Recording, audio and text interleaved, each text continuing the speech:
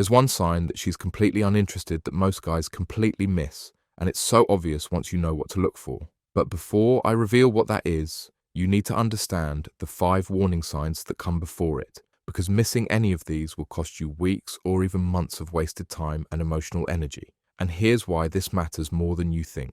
Every minute you spend chasing someone who isn't interested is a minute you're not available for someone who actually wants to be with you. There's actually a psychological reason why we do this to ourselves, and I'll explain that in just a moment. But first, let me tell you about the mistake I see guys making every single day. They think persistence equals romance. They think if they just try harder, text more, or show up more often, they'll eventually win her over. This is not just wrong, it's actually pushing her further away. And there's a specific reason why that happens that I'll explain after we cover the first 3 signs. Sign number 1, her response pattern is completely off.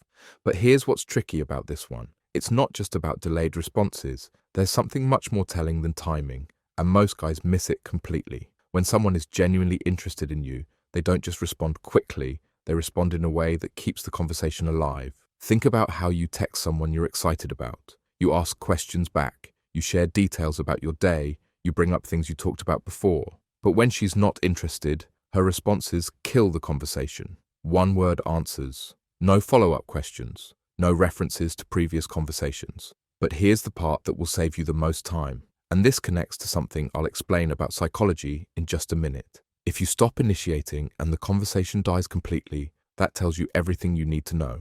But you can't just stop there, because there's a much more painful realization coming in sign number 4. Sign number 2, she's never available.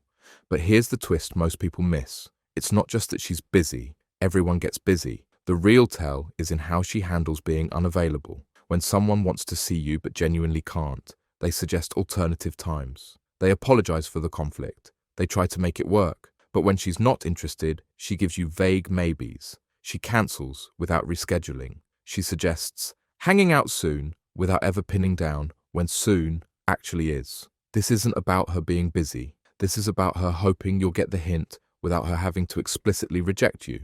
And here's why this behavior is actually connected to something much deeper, something that explains why we keep chasing people who clearly aren't interested. I'll get to that psychology in a moment. But first, you need to understand sign number 3, because this one reveals something crucial about how attraction actually works. Sign number 3, she treats you like a gay best friend. She talks to you about other guys she's dating. She asks for advice about her love life. She's completely comfortable discussing her romantic problems with you. Now, you might think this means she trusts you, but here's what's really happening. When someone is romantically interested in you, they don't want you thinking about them with other people. They don't use you as a therapist for their dating issues. They maintain a certain level of mystery and boundary because they want you to see them as a potential partner, not as a friend who needs relationship advice. If she's comfortable telling you about her dates with other guys, she's already categorized you as non-threatening. You're in the friend zone, and here's the brutal truth about the friend zone that connects to the psychology I mentioned.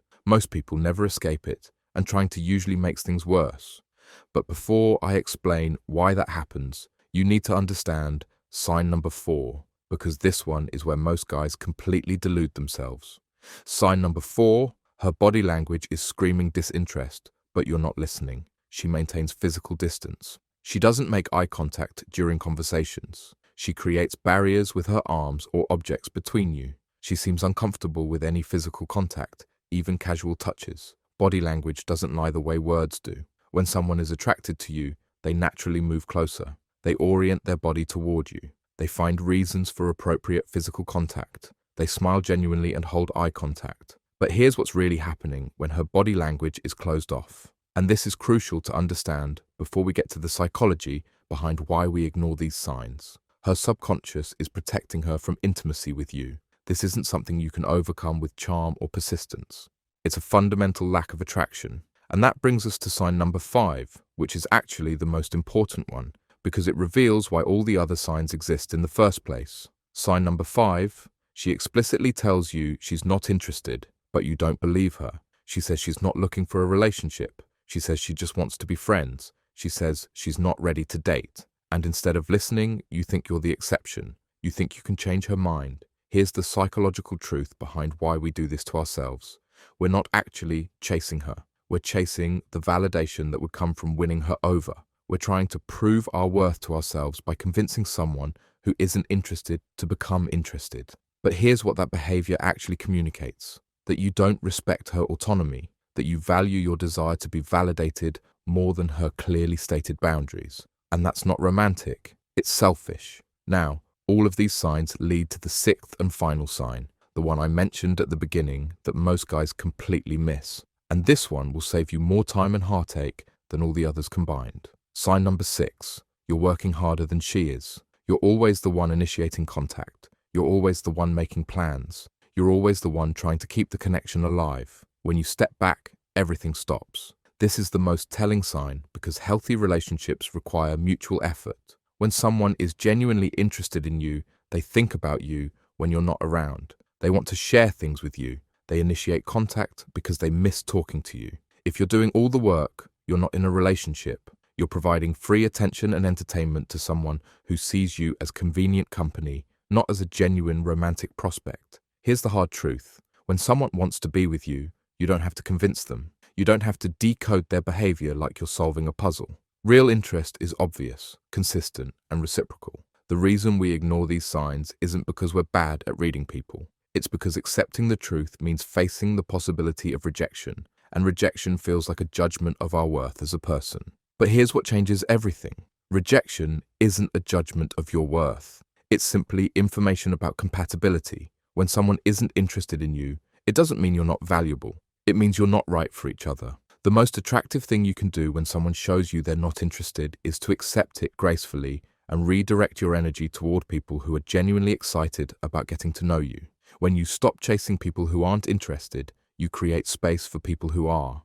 You stop settling for crumbs of attention from someone who sees you as an option, and you become available for someone who sees you as a priority. The right person for you won't make you question their interest. They won't leave you wondering where you stand. They won't make you feel like you're bothering them by existing in their space. Your time, energy, and emotional investment are valuable. The moment you start treating them as valuable is the moment you stop wasting them on people who don't recognize that value. Real connection happens when two people are mutually excited about each other. It's effortless in the sense that both people want to make it work. It doesn't require you to convince someone of your worth. So stop making excuses for behavior that clearly communicates disinterest. Stop hoping that persistence will transform indifference into attraction. Start choosing connections that choose you back. That's not giving up on love. That's loving yourself enough to demand the kind of connection you actually deserve.